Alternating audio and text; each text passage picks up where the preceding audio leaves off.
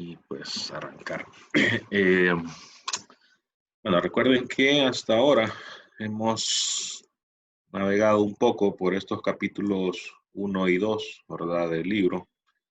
Incluso pues ya hicimos una prueba de lo primero, ¿verdad? Si se fijan en esas pruebas más que todo conceptuales, aunque puede ser que sí en algún momento les pida también algo como haga tal cálculo rápido o una pruebita rápida y suba una foto de lo que hizo, por ejemplo, eso puede pasar, ¿verdad? Pero bueno, en la primera prueba no puse nada así, ¿verdad? Solo verdadero y falso, selección, que si uno ha leído esto, o incluso si lo tiene a la mano, ¿verdad? Y lo ha leído durante la prueba, pues no deberían de tener problemas, ¿no?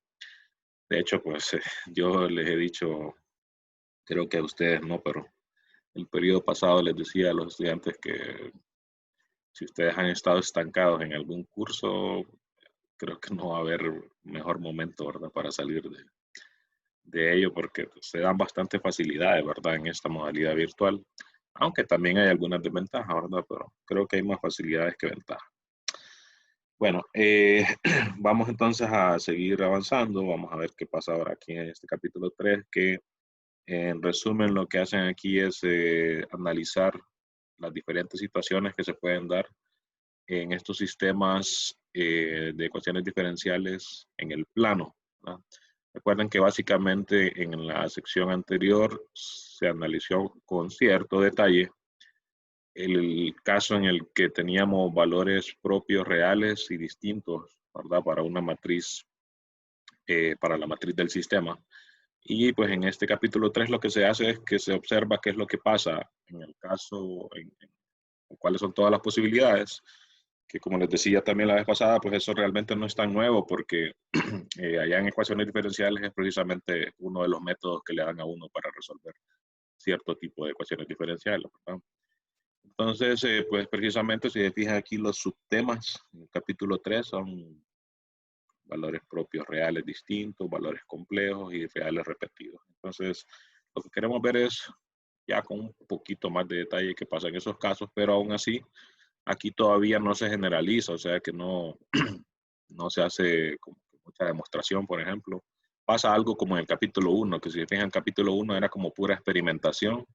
Ya en el capítulo 2, pues sí se hicieron algunas pruebas, ¿verdad? Como estos teoremitas. Por cierto, esto lo tengo aquí porque lo vamos a utilizar ahí en algo de lo que vamos a argumentar. Recuerden que si teníamos ya dos soluciones a un sistema de este tipo y esas soluciones eran tales que evaluadas en cero me generaba vectores LI, entonces podíamos construir a partir de eso la solución general, ¿verdad? De hecho, en este teorema quedó pendiente ahí comprobar que esa era la única solución, ¿verdad? Que no hay más soluciones. Única, recuerden, entre comillas, en el sentido de que no hay otra forma para la solución general, ¿verdad? O sea, aquí hay un montón de soluciones que nos da la solución general, pero es única en el sentido de la forma, ¿verdad? Ok, vamos entonces a enfocarnos en esto, ver qué pasa. Hoy traje como para analizar dos casos, pero pues voy a tratar de avanzar lo más que pueda en la hora que tenemos y si no, pues recuerden, me completo ahí con videos lo que falta, ¿verdad? Este capítulo tiene un montón de detalles, no es tan largo en contenido, pero tiene bastantes detalles, entonces no sé si sea suficiente con este y otro video, quizás se ocupen tres. Eh, así que recuerden que les dije que eso varía, ¿verdad? De capítulo en capítulo, entonces no necesariamente, así como pasó en el anterior, no necesariamente así va a ser en este, por ejemplo, ¿verdad?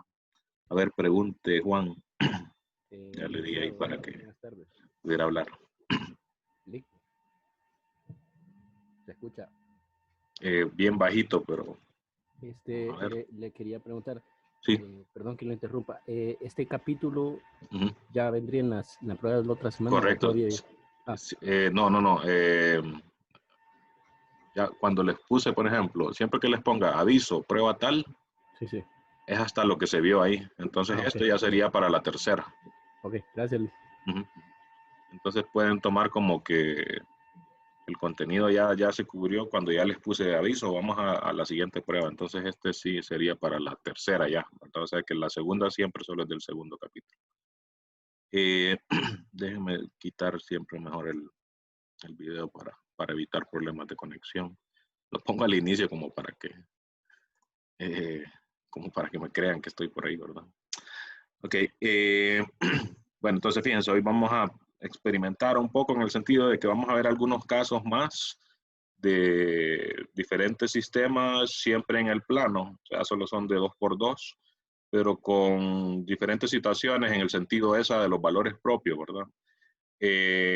Y además entonces lo que nos interesa es ver que estos casos particulares que vamos a analizar ahorita, ver que después se pueden generalizar y aunque se esté viendo esto que vamos a hacer como que pareciera que es bien específico, pues ahí vamos a ver que al final los casos generales se pueden reducir a estos ejemplos, que eso es algo bien interesante, ¿verdad? El libro como que funciona, por lo menos estas nuevas ediciones funcionan bastante así, de que se van de lo particular y después generalizan, ¿verdad? En el libro viejo, no, ahí sí daba los teoremas primero y después algunos pocos ejemplos, ¿verdad? Que es lo que más pasa más bien en matemáticas, ¿verdad? Entonces, fíjense, podemos dividir los casos en la siguiente forma. Decir que tengamos dos valores propios reales. Bueno, en el caso de los reales serían estas situaciones, ¿verdad? Pero recuerden que también pueden ser complejos los valores propios. Solo es de 2x2 el sistema, entonces no puede pasar algo como que uno complejo y uno real, ¿verdad? Recuerden que los valores complejos, como estos vienen de soluciones de ecuaciones polinómicas, las soluciones complejas de ecuaciones polinómicas siempre se dan en pares, ¿verdad? Entonces, si una solución, el conjugado también. Entonces no puede pasar que haya una real y una compleja, ¿verdad? O en uno de 3 o de 4x4, por decir algo, no pueden haber 3 soluciones complejas y una real, ¿verdad? Por esos detalles de álgebra, ¿no?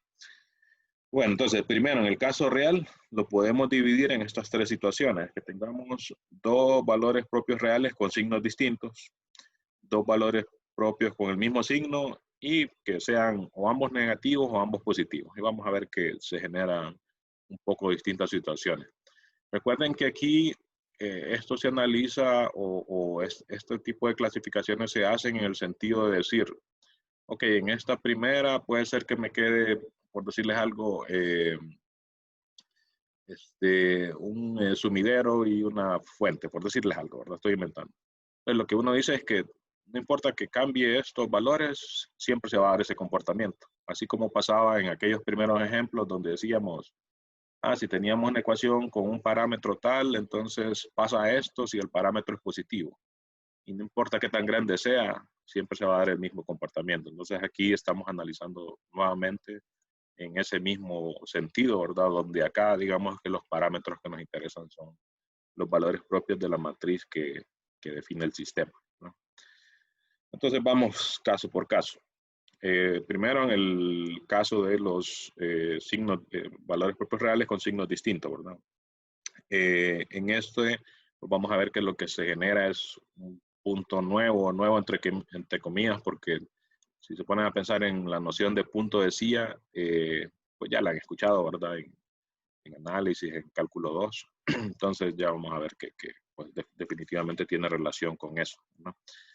Pero no lo habíamos definido, así como sumidero, fuente, ¿verdad? No habíamos definido punto de CIA. Vamos a ver qué es la característica que tiene en comparación a aquello, ¿verdad?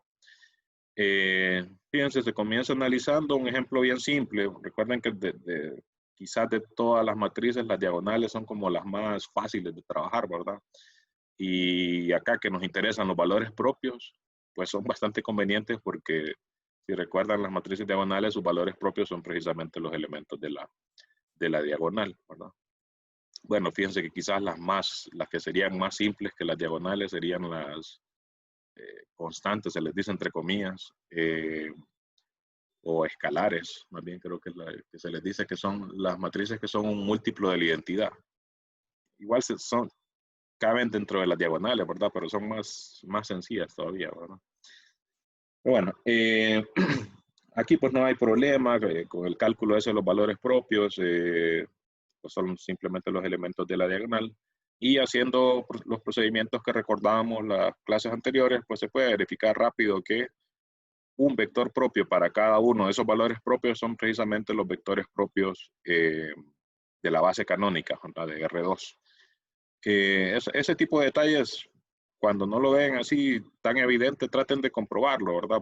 Así uno está practicando, está como estudiando, está reforzando los conceptos, ¿verdad? Entonces, cuando vean este tipo de cosas, muchas cosas yo aquí en las clases, que el libro solo dice, observe esto, pues muchas yo las aclaro, los detalles, ¿verdad? Pero hay otras que no, porque digamos que yo también considero que ustedes ya las deben de manejar, ¿verdad? De sus clases anteriores, pero por si alguna razón no, pues esos detalles hay que llenarlos es parte como del estudio, ¿verdad? Es parte de cómo se estudia matemática. Entonces, de lo que hicimos en las clases anteriores, la solución general, recuerden que la podíamos escribir en términos de esos valores propios y algunos de sus vectores propios asociados, ¿verdad? Y agregábamos ahí constantes para, en este caso, alfa y beta, para escribir eso como la solución general, ¿verdad? De nuestro sistema. Entonces nos queda una combinación de exponenciales, ¿verdad? Noten que, recuerden que, por ejemplo, si uno la ve individualmente, por ejemplo, si solo considero la solución en términos de lambda 1 y ignoro esta sería como decir, supongan que beta es 0, ¿verdad? Aquí. Y solo considero esta solución. Recuerden que este tipo de solución, decíamos, aunque son exponenciales, vistas desde el punto de vista, podríamos llamarle vectorial, esto lo que representa es una recta, ¿verdad? Porque es un conjunto de puntos que son múltiplos. Recuerden que este exponencial, si yo le doy valores a t, lambda 1 ya lo tengo, ¿verdad? Que es uno de los valores propios. Si le doy valores a t, pues esto me queda un escalar. Y entonces esto, igual también multiplicado por alfa, ¿verdad? Recuerden que el alfa depende de cuál sea la condición inicial, ¿verdad? Que se le dé al sistema. Ya lo tendría también, ¿verdad? Si ya tengo una condición inicial. Entonces estos son múltiplos escalares del vector 1,0. O sea que esto me genera una recta, ¿verdad? En R2. Y pues ese tipo de cosas no hay que perderlas de vista, ¿verdad? En este caso, como es un múltiplo de 1, 0, sería una recta o un rayo, ¿verdad? O sería todo, ¿verdad? El eje X, ¿verdad? Porque el vector 1,0 está sobre el eje X, ¿verdad? Y en el otro caso, el vector 0,1, si ignoro la primera parte de la solución general, o si alfa es 0, esto entonces sería una recta o un rayo que está sobre el eje Y, y podríamos decir, ok, esto va a ser la recta formada por el eje Y, ¿no? De modo que, pues esas dos rectas, el eje X y el eje Y, van a ser importantes aquí. Incluso se les pone nombre, fíjense. Analizando algunos detalles, ¿verdad? Y siempre cualitativos, que son del tipo de cosas que más nos interesan más que poder decir, ok, la solución general es esta, ¿no? La ventaja de poder decir que la solución general es tal es que uno puede hacer más fácil aquellos diagramas, ¿verdad? Como los de dependientes y ese tipo de cosas, ¿no? Fíjense, aquí ya tenemos que lambda 1 es menor que 0, ¿verdad? De la hipótesis que tenemos aquí. Lambda 2 es mayor que 0. Entonces, como lambda 1 es menor que 0, fíjense que aquí hablamos la recta de soluciones de esta forma, y por eso les recordaba, ¿verdad? Que esta parte de aquí se puede identificar como una recta, ¿verdad? Ahí en R2. Entonces, esa recta está sobre el eje X, o es todo el eje X, ¿verdad? Y de hecho, si uno habla de recta, debería decir es todo el eje X, ¿verdad? En todo caso, para que tenga más sentido la oración, debería de ser como el rayo, por sí solo es un rayo, ¿verdad? Puede ser que no, el conjunto de soluciones no sea toda la recta en sí, ¿verdad? Sino que solo un subconjunto de él. Por ejemplo, estos como son exponenciales, imagínense que este alfa, por alguna razón, solo fuera positivo. Entonces, por exponenciales son positivos, esto solo sería positivo. Entonces, esto realmente no sería toda la recta, todo el eje X, ¿verdad? Sino que sería un subconjunto de él, ¿verdad? Un rayo del mismo, ¿no? Pero bueno, entonces está sobre el eje X, puede ser que sea todo, creo que en este caso sí va a ser todo, ¿verdad? Este alfa, aunque los exponenciales estos siempre sean positivos, este alfa creo que puede tomar cualquier valor. O sea, para diferentes condiciones iniciales que se le den al sistema, se van a generar cualquier tipo de valores para alfa. Entonces, noten que este tipo de soluciones, como el lambda 1 es negativo, si yo analizo esto cuando t tiende a infinito, el exponencial positivo, negativo, perdón, ¿verdad? Tendiendo a infinito, tiende a cero, ¿verdad? O sea, el límite de esto, ¿verdad? Cuando t tiende a infinito, tiende a cero, ¿verdad? Porque el lambda 1 es negativo. Y entonces, como se están acercando a esa recta, igual que los conceptos que manejábamos antes, ¿verdad? A esa le vamos a llamar línea estable, ¿verdad? Y en el otro caso, aquí cuando lambda 2 es mayor que 0, otra vez analizamos este rayo, ¿verdad? Que está sobre el eje Y. Y como lambda 2 es positivo, cuando t tiende a infinito, pues esto va a tender a infinito, ¿verdad? Entonces, este tipo de soluciones que se generan de aquí se van a acercar al eje Y, ¿verdad? Pero tendiendo a infinito, ¿verdad? Y entonces, en ese sentido, es que se dice que esa va a ser una línea inestable, ¿verdad? Como que puede pasar cualquier cosa, digamos, dependiendo de cómo varíe. Aquí sería beta, ¿verdad? O el mismo lambda también, vamos a ver. No, el lambda, el hecho de que sea positivo o el hecho de que sea grande o pequeño no va a cambiar el comportamiento, ¿verdad? Con solo que sea positivo, pues ya va a ser suficiente para que esto pase, ¿no? Lo que puede cambiar un poco es el beta, ¿verdad? Además, fíjense que todas estas soluciones, digamos estos segundo primero, fíjense que las soluciones, cuando hago t tender a infinito, si ya no la veo individualmente, o sea, aquí fíjense que estamos tomando como que la primera parte de la solución como una, ¿verdad? La segunda parte como otra, ¿verdad? Como individualmente. Pero si la analizo toda y hago t tender a infinito otra vez, entonces el que tiene exponencial negativo, eso va a tender a cero, ¿verdad? El que tiene exponencial positivo, ese va a tender a infinito, ¿verdad? O de otra forma podríamos decir que cuando esto tiende a infinito, este término va a tender a anularse, ¿verdad? De manera que las soluciones van a tender a acercarse a esta recta, ¿verdad? Que es lo que en resumen dice aquí, ¿verdad? Que todas las soluciones tienen infinito en la dirección de esa que le llamamos línea inestable, ¿verdad? Si vemos el tiempo en retroceso, utilizan bastante esta frase ahí en el libro y eso es a lo que se refiere, le pongo aquí, es como hacer como un límite a menos infinito, ¿verdad? Porque la variable t, como esto viene de sistemas físicos, ¿verdad? Se interpreta como tiempo, entonces en vez de decir cuando t tiene menos infinito, es como decir, si viéramos el tiempo como que de atrás hacia adelante. Entonces, nuevamente analizo, ¿verdad? Si analizo el límite de esto, cuando t tiende a menos infinito, entonces el que tiene el exponencial positivo va a tender a cero, ¿verdad?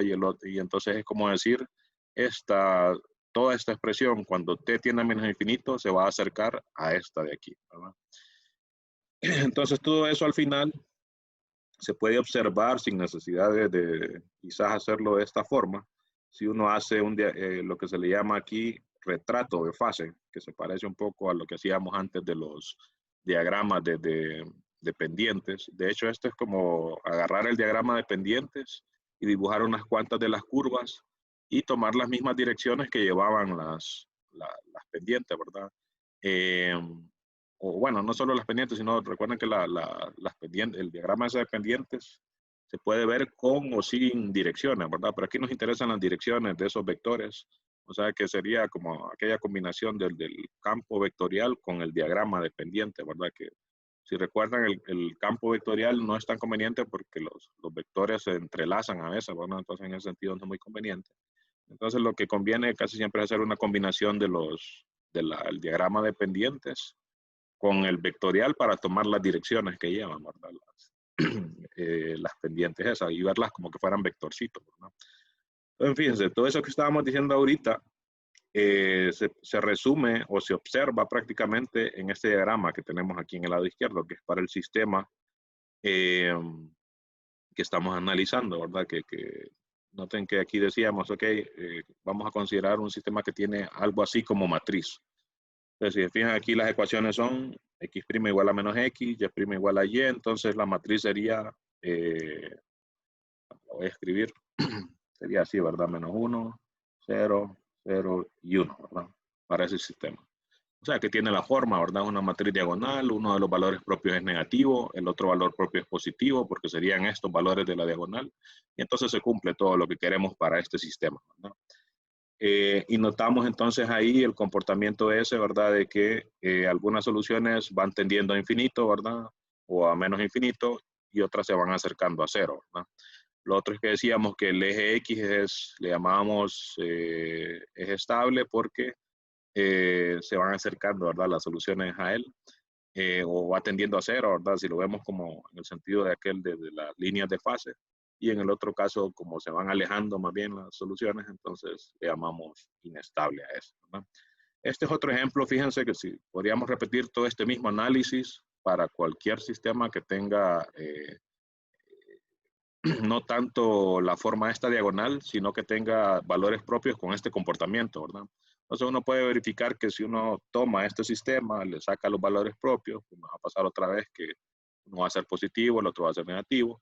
Y noten que el comportamiento en general de las soluciones es similar, ¿verdad? Lo que cambia es, pareciera que fuera este mismo como deformado. De hecho, esto va a tener mucho que ver con aquello de los cambios de base que se hacían en álgebra lineal. De alguna manera, si uno le hace un cambio de base a este sistema que se forma en la derecha, pues como que se puede deformar de manera que se transforme en uno más parecido a esto, ¿verdad? Porque si fijan el comportamiento es pues bastante similar, ¿verdad? Es como que este eje Y se rotó hacia la derecha, ¿verdad? Y fíjense que ahí las soluciones van acercándose a él, ¿verdad? Tendiendo como infinito, que sería este comportamiento aquí arriba, ¿verdad? Y lo mismo pasa ahí con el eje X, ¿verdad? Que ahí las soluciones se van acercando al origen, ¿verdad? Y acercándose a él si vemos el tiempo como en reversa, ¿no? Así que estamos diciendo que este comportamiento que se da para este sistema en particular se va a repetir para cualquier otro sistema que tenga valores propios que sean reales y con signos distintos, ¿verdad? Que es lo que estamos asumiendo acá, ¿no? Y aquí es donde les digo, pareciera que estamos haciendo esto desde un punto de vista bien particular, ¿verdad? Porque estamos diciendo, ok, consideremos esta matriz diagonal, que es algo bien simple, ¿verdad? Y veamos qué pasa. Entonces uno dice, no, pero eso es bien específico, ¿verdad? Es un ejemplo bien particular. Pero al final lo que vamos a ver es que todos los sistemas que tienen el comportamiento ese en los valores propios, al final se pueden reducir a algo así como este. Entonces, ¿qué va a pasar eso mismo, ¿verdad? Noten entonces acá, acá diríamos que el punto, el origen, ¿verdad? Sería un punto de CIA. Y fíjense que si uno lo quiere comparar con lo que uno ya conocía de punto de CIA, ¿verdad? Ya en cálculo 2, por ejemplo. En cálculo 2 lo que pasaba es que esos puntos se podían ver como mínimos y como máximos al mismo tiempo, ¿verdad? Fíjense que lo parecido, como para también llamarle aquí punto de CIA, es que este punto, desde cierto punto de vista, se puede ver como un sumidero. Si lo vemos pensando en el eje X, ¿verdad? Y desde cierto punto de vista lo podemos ver como una fuente también, ¿verdad? Si lo pensamos en el eje Y, porque ahí más bien las soluciones se van alejando del origen, ¿verdad? Entonces, lo parecido como para llamarle punto de CIA o parecido con lo que uno ya conoce es eso, ¿verdad? Que tiene un comportamiento de que es como ambiguo, ¿verdad? Como pasaba con los puntos de CIA ya en cálculo 2, ¿no? De hecho, recuerden que también en cálculo 2 se hacía, ¿cómo se llamaba ese diagrama?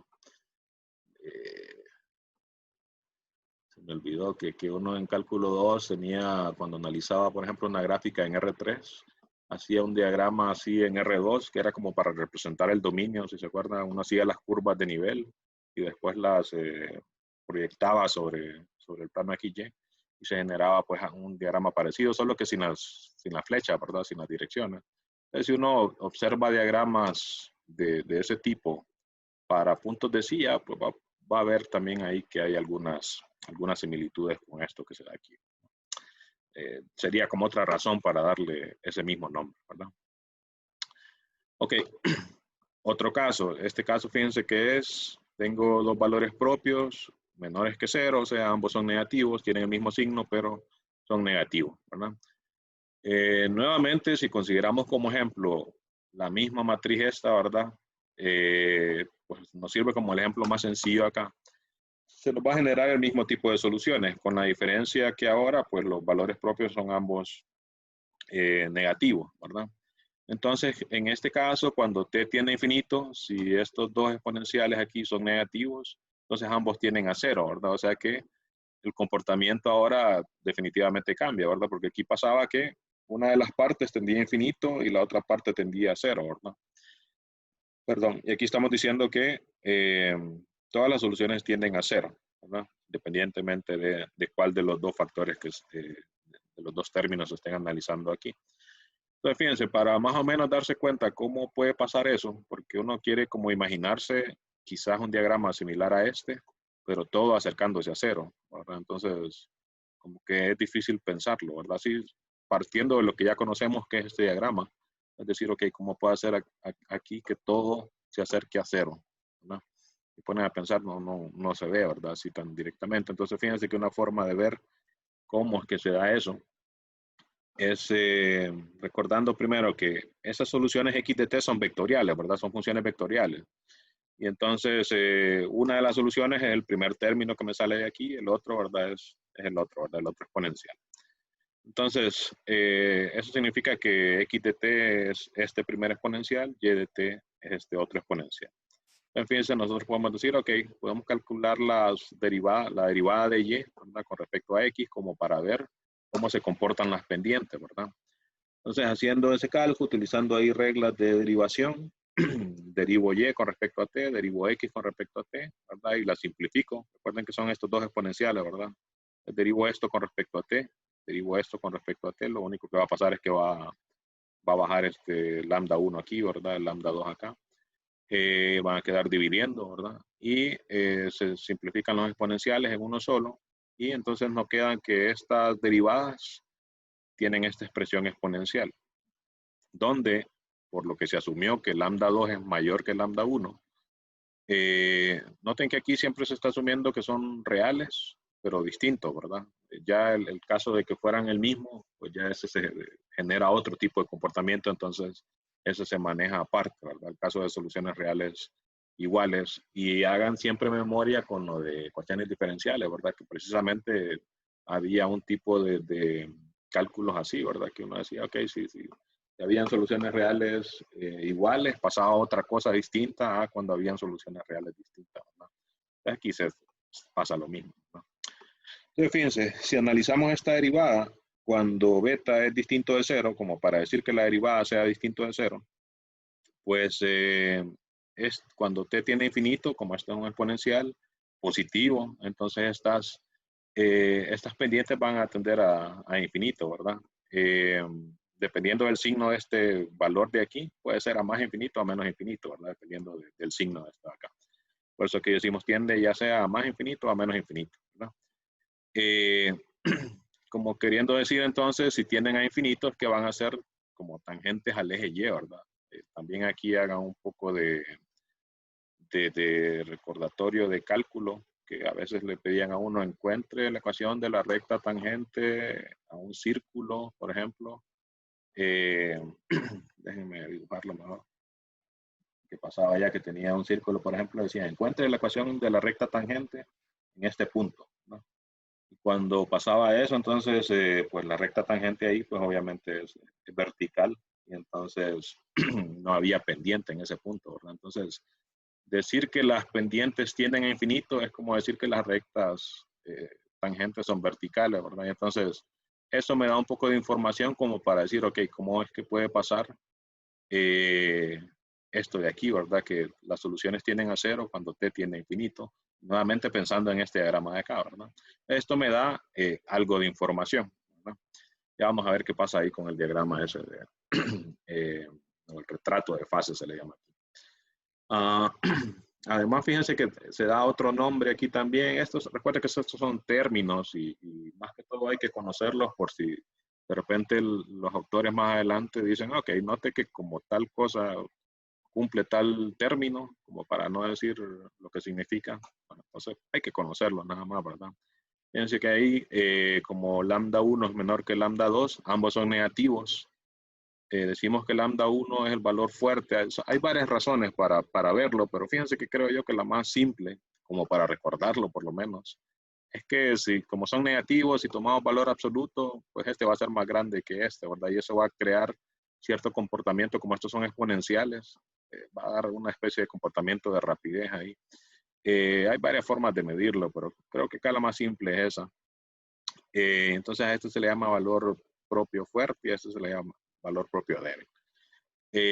Como les digo, si quieren ver cuáles son las otras razones por las que se les llama así, pues hay que leer el libro ahí para tener más detalle, ¿verdad? Pero creo que aquí la forma más simple de interpretarlo es pensando en los valores propios, como son ambos negativos, ¿verdad? Entonces este está más alejado de cero, ¿verdad? Que lambda, ¿no? Es mayor que el otro. Entonces fíjense qué es lo que pasa. Las soluciones se van acercando a cero, ¿verdad? Y lo hacen como que a través del eje vertical, ¿verdad? Fíjense que eso de que un valor propio es fuerte y el otro es débil, también tiene que ver con la rapidez que las soluciones se van acercando a través de un eje y a través del otro. Pero bueno, como les digo, si quieren ver más o leer más detalles sobre eso, pues consulten ahí en el libro, ¿no? Y entonces aquí estamos viendo que las soluciones, pues sí, definitivamente se van acercando a cero, pero podía pasar que lo hicieran a través del eje Y, ¿verdad? O sea que en vez de ser cóncavas hacia abajo, fueran cóncavas hacia arriba. Y también se estarían acercando a cero, ¿verdad? Entonces uno quiere como determinar. Recuerden que el chiste de esto es determinarlo sin necesidad de ir a hacer la gráfica, ¿verdad? Porque puede ser que no podamos encontrar esta solución general. Entonces uno quiere hacer ese tipo de conclusiones sin necesidad de sin necesidad de tener que hacer este diagrama. Porque si lo tengo a la mano, pues entonces no hay problema, ¿verdad? Con solo ver, yo digo aquí, ok, todas las soluciones se van acercando a cero y todas, ¿verdad? No hay ninguna que se aleje, ¿verdad? Entonces fíjense que en este caso, que es el que estamos analizando, pasa que el punto que me queda es un punto ya conocido, ¿verdad? Porque las soluciones se van acercando a él. Y me queda entonces un sumidero, ¿verdad? En este caso el origen es un sumidero, ¿no? Este otro caso, cuando queda fuente, sería en el caso de que se intercambien los signos. Se ponen a pensar, si se intercambian ambos signos, pues todo va a cambiar, ¿verdad? Aquí, por ejemplo, que dijimos, como estos dos exponenciales son negativos, cuando t tiene infinito, esto tiende a cero, ¿verdad? Entonces, si son positivos en vez de negativos, entonces estos van a tender a infinito, ¿verdad? O bien se van a alejar de cero, ¿verdad? Entonces, en el caso de que ambos sean positivos, se genera un diagrama similar, solo que en vez de las soluciones estarse acercando a cero, como pasaba aquí, ¿verdad? Se van alejando de él, ¿verdad? Lo que sí es bien particular en este caso es que es con respecto al origen, ¿verdad? Recuerden que podría ser otro punto el que tuviera ese comportamiento, pero bueno, en estos sistemas que estamos analizando que son autónomos, pues casi siempre va a pasar que sea el origen, ¿no? Y entonces, bueno, aquí les indico que ese comportamiento que es prácticamente lo opuesto a que pasaba en el caso anterior, se puede observar entonces aquí en el retrato del paso, ¿verdad? Recuerden que estos diagramas, si ustedes ven el libro, los ejercicios, el libro o los autores no se enfocan en pedir haga el diagrama de tal sistema, porque pues eso ahora, como les decía la vez pasada, pues es bien fácil de hacerlo, ¿verdad? Vamos a ver. Por ejemplo, aquí sí les dice, fíjense, haga un sketch, o sea, un bosquejo del diagrama de fase para los sistemas que tienen estas como matrices. Pero eso ya no es problema. De hecho, creo que tenía uno ya hecho aquí. Recuerden que es prácticamente agarrar el diagrama de pendientes y hacer unas cuantas curvas, ¿verdad? Y nos interesan las direcciones, ¿verdad? Entonces, si utilizan este Wolfram, recuerden que aquí le dice a uno, por ejemplo, si solo quiero las pendientes, vamos a ver si carga rápido. Déjenme refrescar lo que ya ratitos lo había cargado eso. Pareció ver que alguien escribió ahí, pero no. Bueno, ahí está. Si se fijan, en la desventaja de solo hacer el diagrama de pendientes es que uno no ve cuál es la dirección, ¿verdad? Aquí con esto yo sí podría decir, ok, aquí van a ir algunas cuantas curvas en esta dirección, y uno puede hacer trazar unas cuantas curvas basado en estas tangentes, ¿verdad? A ellas mismas. Lo único es que no tengo las direcciones, entonces para eso me interesa más el vectorial, que la desventaja, recuerden, el vectorial es que tienen distinto tamaño los vectores y, bueno, en este caso que son pequeños no hay problema, pero cuando son grandes es que genera problemas.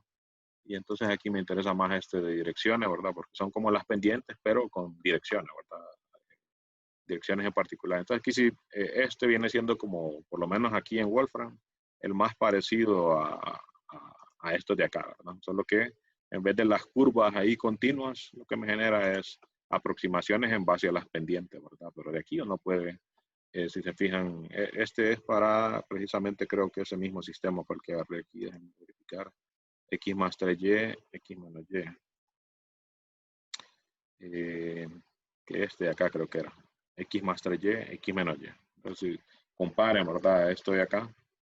Ahí las curvas como más o menos se van formando con el diagrama pendiente, ¿verdad? Que si se fijan, pues definitivamente que como que uno puede sacar el otro a partir de este, ¿verdad? Y si en algún software que ustedes usen más, pues ya se los da el otro, pues ni qué mejor, ¿verdad? Pero las evaluaciones acá ya no, como les decía la vez pasada, ya no interesan tanto en ver si puede o no hacer estos gráficos, porque ahora pues con la tecnología eso se ha facilitado bastante, ¿no?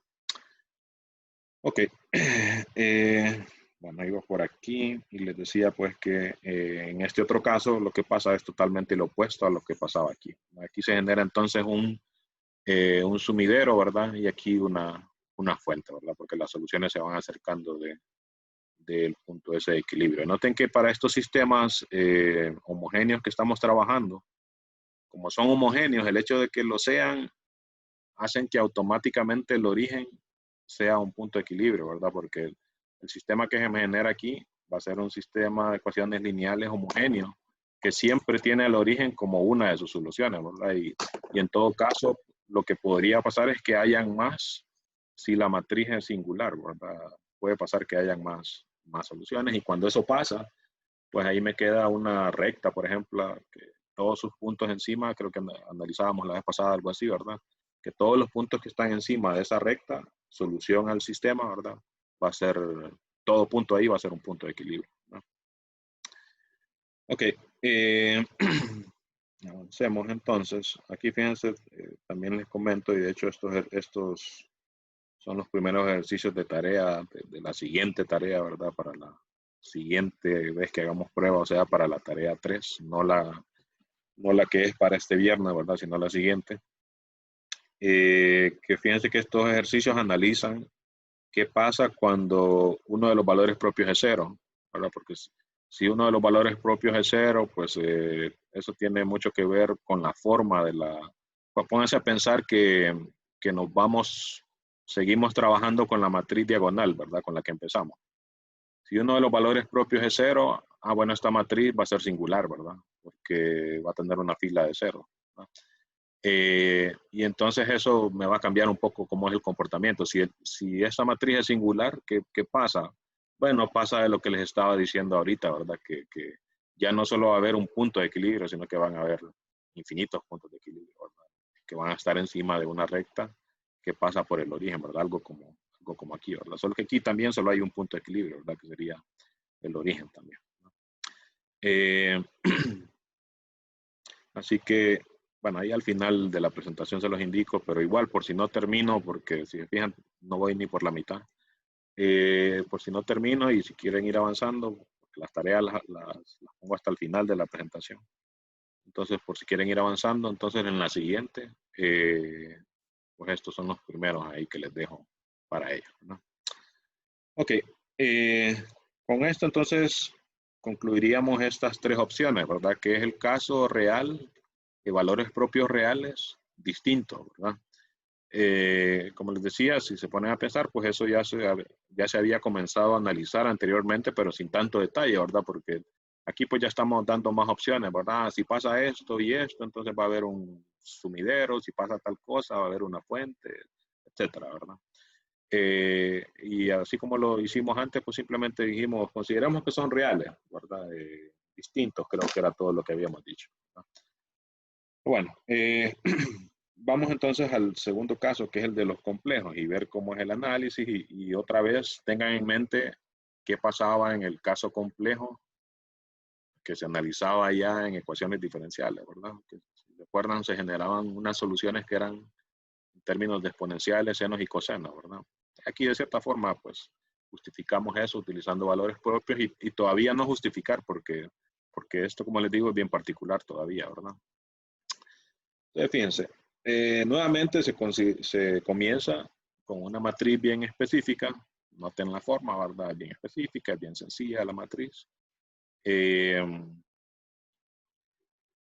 Los valores propios, si uno hace el cálculo, ¿verdad? Me va a generar esto una ecuación polinómica que tiene soluciones complejas. Las soluciones complejas son estas, ¿verdad? Más o menos beta por i. Lo que tiene de particular es que la parte real, fíjense, el número complejo es 0, ¿verdad? Entonces, por eso como que es un caso aparte, ¿verdad? Si la parte compleja es 0, pues sería el caso anterior, ¿verdad? Porque serían reales realmente las soluciones. Entonces, interesa en todo caso analizar por lo menos un caso en el que tengamos soluciones complejas donde la parte real es 0, ¿verdad? Y después ver qué pasa en el caso general, ¿verdad? Donde ninguna de las dos necesariamente sea 0, ¿no? Acá, pues fíjense que hacer el análisis, por ejemplo, de encontrar un vector propio y ese tipo de cosas, o encontrar el espacio propio, es casi igual para ambas soluciones, ¿verdad? Porque lo único que va a cambiar es un signo aquí, ¿verdad? Entonces, si recuerdan, los espacios esos propios, pues son subespacios, en este caso de R2, y son un espacio de si son subespacios de R2, son rectas, ¿verdad? Que pasan por el origen, o sea que son múltiplos de algún vector. Puede ser que el signo pues simplemente me genere otro múltiplo de ese vector, entonces no me genere nada nuevo, ¿verdad? Entonces aquí fíjense que el análisis se enfoca a considerar una de las dos soluciones, la positiva para simplicidad. Entonces, lo primero sería pues encontrar un vector propio, ¿verdad? Para utilizar aquello de que en términos de los valores propios y un vector propio se puede hablar de cómo son las soluciones, ¿no? Entonces, fíjense, para este caso, los exponenciales, ¿verdad? Siempre va el término exponencial, el valor propio por t y multiplicado por el vector propio. Y ya habíamos mostrado, ¿verdad? En el capítulo 2 que las soluciones siempre iban a ser de esta forma, ¿verdad? Exponencial, el valor propio por t y un vector propio asociado a ese valor propio, ¿verdad? Entonces esta es una solución, ¿verdad? No es la solución general, ¿verdad? Es una solución. El problema es que es compleja y pues el detalle es que aquí aunque quizás ya hayamos estudiado variable compleja, bueno, digo quizás porque no es requisito, ¿verdad?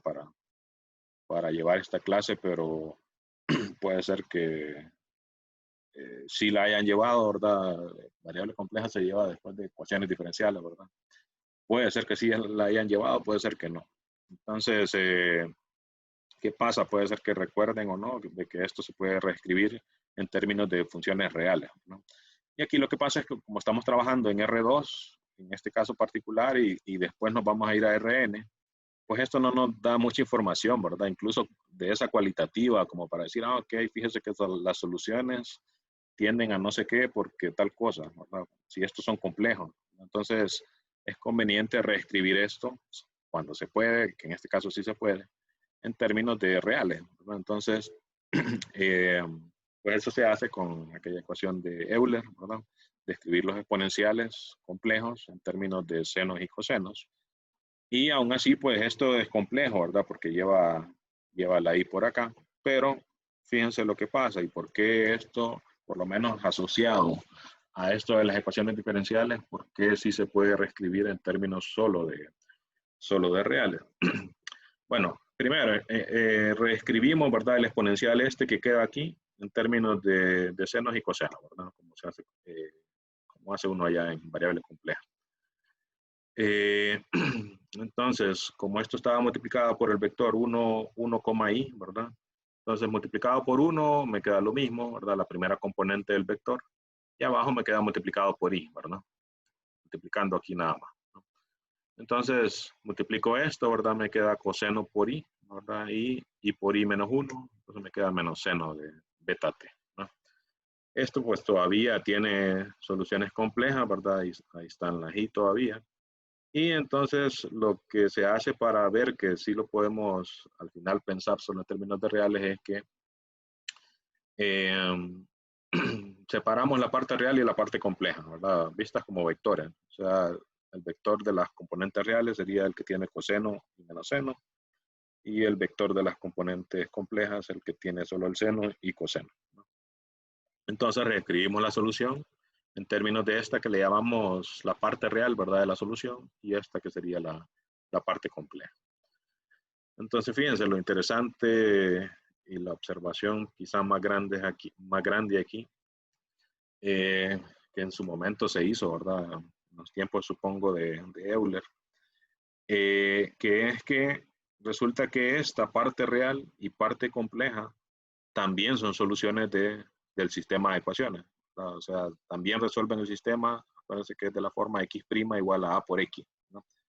Entonces, para verificar eso, pues lo que hacemos es derivar, ¿verdad? Y chequear que es cierto que esas soluciones satisfacen que x' es igual a por x. Entonces, fíjense, como reescribimos x, ¿verdad? En términos de esta parte real, esta parte compleja, entonces su derivada, ¿verdad?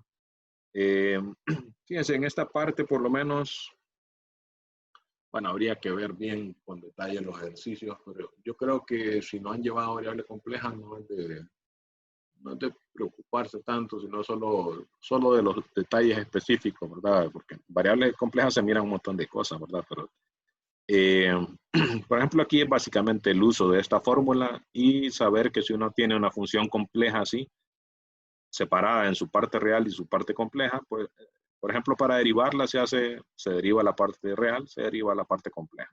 La i se mira como una constante, como que fuera un real, ¿verdad? Y se deriva la función. Eso es lo que se hace aquí, ¿verdad? X' sería la derivada de la parte real, la derivada de la parte compleja. Entonces, como esta es la solución del sistema, ¿verdad? X' tiene que ser igual a por X, ¿verdad? Porque resuelve ese sistema, es una de las soluciones del sistema, ¿verdad? No es que es la solución.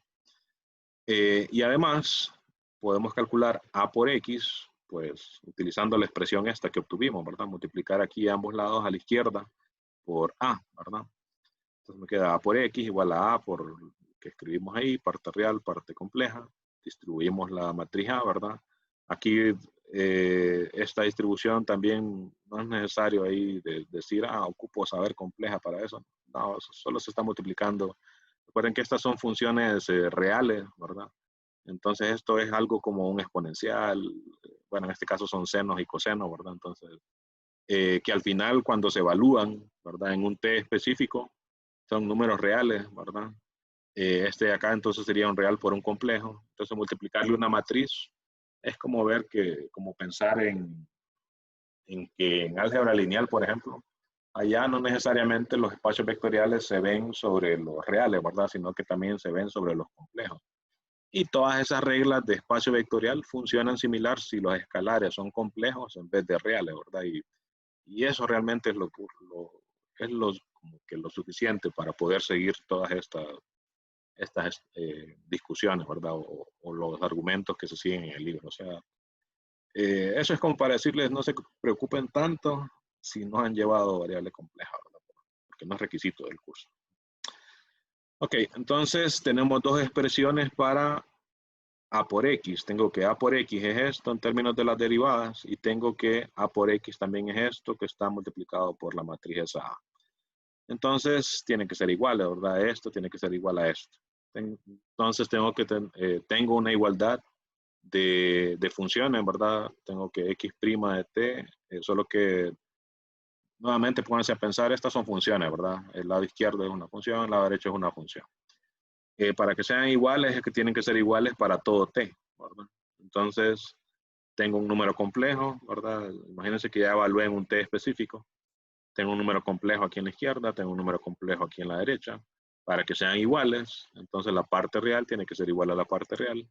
la parte compleja igual a la parte compleja. Entonces, de ahí obtenemos estas ecuaciones, que si se fijan es prácticamente las ecuaciones que definen el sistema, ¿verdad? X' igual a A por X. X' igual a A por X. O sea, la parte real y la parte compleja de la solución que obtuvimos, esta, ¿verdad? La solución compleja, también son soluciones del sistema. Y ahí es donde les recuerdo, bueno, ya lo había movido, pero estaba aquí al final. El teoremita este, ¿verdad? Si yo tengo dos soluciones del sistema, tales que evaluadas en cero, son esos vectores que se generan, son linealmente independientes, entonces esta combinación lineal de las dos va a ser la única solución del sistema. O sea, y acuérdense que eso de la única es, bueno, aquí sí está bien específico en términos de que satisface esta condición inicial, ¿no? Así que, bueno, utilizando este teorema, si nosotros chequeamos que estos dos vectores son linealmente independientes, entonces vamos a tener la solución general del sistema. Y resulta que sí funciona, porque si evaluamos la parte real en cero, bueno, recordamos, parte real era esto, ¿verdad? Coseno de 0, 1, seno de 0, 0, ¿verdad? Queda 1,0. Y si evalúo la compleja en 0, seno de 0, 0, coseno de 0, 1, queda 0, 1, 1, 0 y 0, 1, pues bueno, incluso son los de la base canónica, o sea que son súper linealmente independientes, digamos, ¿verdad?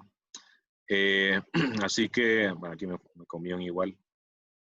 Déjenme marcarlo ahí para corregirlo antes de subirle esto ahí al campus.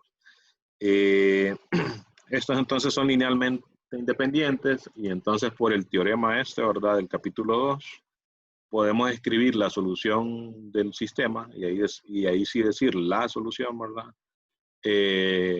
En esta forma, como una combinación lineal de las dos soluciones que obtuvimos. O sea que la solución del sistema que tenemos la podemos escribir como una combinación lineal de la parte real con la parte compleja, ¿verdad? Y eso va a ser solución a cualquier problema de valores iniciales.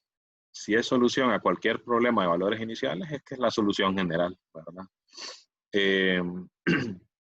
Además, fíjense que para convencernos de eso, de que va a ser la solución general, podemos hacerlo con el argumento usual, por lo menos en este caso específico, ¿verdad? Porque recuerden que esa parte, de hecho, de esta unicidad, aquí en este capítulo 2 se dijo, esa parte especial de la unicidad la vamos a ver ahí en el capítulo 6, porque ahí se prueba el teorema general, entonces como que no valía la pena ver el caso particular aquí, ¿no?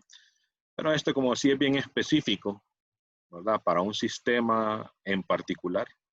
Entonces, digamos que sí aquí sí lo podemos chequear, ¿verdad? Aunque podríamos decir también, ¿verdad? Bueno, en el capítulo 6 se prueba el argumento general, podríamos aplicarlo aquí, ¿verdad? Pero bueno, fíjense, si asumimos que esta es otra solución, ¿verdad? Fíjense el argumento.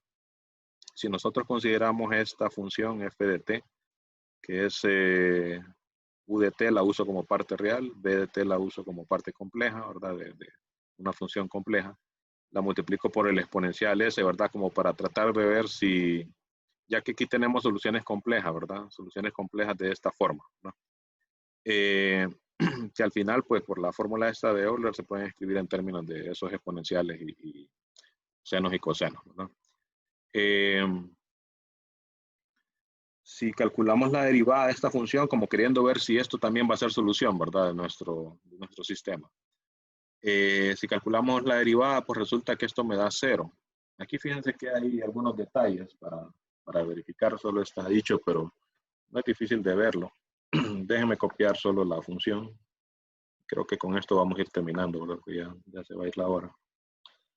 U de t más i por b de t, e a la i beta t. Entonces queremos ver que es cierto que f' es 0, ¿no? Entonces déjame ponerlo aquí. Entonces veamos. F', ¿qué sería? Aquí otra vez son funciones complejas, pero se demuestra ya en variable compleja que, por ejemplo, la fórmula de multiplicación funciona, ¿verdad? Igual, por lo menos para este tipo de funciones, ¿verdad? Y entonces esto lo derivamos con como que fuera una función real normal, ¿verdad? Entonces digo, bueno, tengo una multiplicación derivada del lado izquierdo, sería u', ¿verdad? Más i, que la veo como una constante, derivada de b, esto por el exponencial, ¿verdad? A la i beta t, más de la fórmula de multiplicación, copio la primera, ¿verdad? U de t, más i b de t, y derivo el exponencial, lo derivo también como que fuera un exponencial real, ¿verdad? I por beta es una constante, entonces esa baja aquí, y por beta, e a la i por beta t, ¿no? Entonces queremos ver que esto es igual a 0, pero partiendo del hecho de que, y aquí la clave es que y' estamos asumiendo que supuestamente es otra solución, ¿verdad? Entonces y' satisface el sistema, ¿verdad? Entonces recuerden que y es u de t, b de t. Entonces y' sería u' de t, ¿verdad? B' de t. Y tiene que satisfacer que es igual a por y, ¿verdad? O sea, a, bueno, ya pongamos lo que valía a, ¿verdad? A era la matriz, recuerden que era bien específica, ¿verdad? 0, beta, menos beta y 0. Multiplicado por la solución esa que estamos asumiendo, u de t, b de t. U de t, b de t. Hacemos esa multiplicación, ¿verdad? Entonces me queda beta b de t. Beta b de t. Y me queda, al multiplicar esto por este, me queda menos beta u de t, ¿verdad? Menos beta u de t. Y entonces, fíjense, si sustituimos, aquí lo que estamos diciendo es que u', para que se dé esta igualdad de vectores, u' tiene que ser igual a beta por b de t, ¿verdad? Entonces, ese u', lo podría poner, me cambio el color aquí, podría poner aquí, ¿verdad? U' sería beta por b de t. Solo chequeemos entonces la parte que depende de b de t. Entonces sería, fíjense aquí, i por i menos 1, b de t por beta y el exponencial. Aquí entonces pondría en vez de u', beta, b de t, ¿verdad? Y el exponencial. Y abajo dijimos nos quedó menos 1, ¿verdad? Por el i por i. Entonces se elimina, ¿verdad? Esto que va con b. B' es menos beta por u. Bueno, lo pongo aquí. Menos beta por u. Por i por el exponencial. Y aquí fíjense, beta por u por i por el exponencial. Signos opuestos se eliminan, entonces es cierto, ¿verdad? Que eso es igual a 0.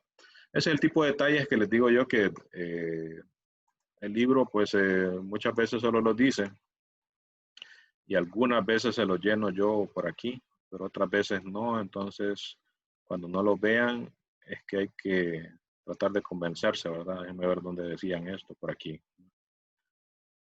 Bueno, el hecho de que Y es una solución me dice que F' es 0, ¿verdad? Y está dicho acá, ¿verdad?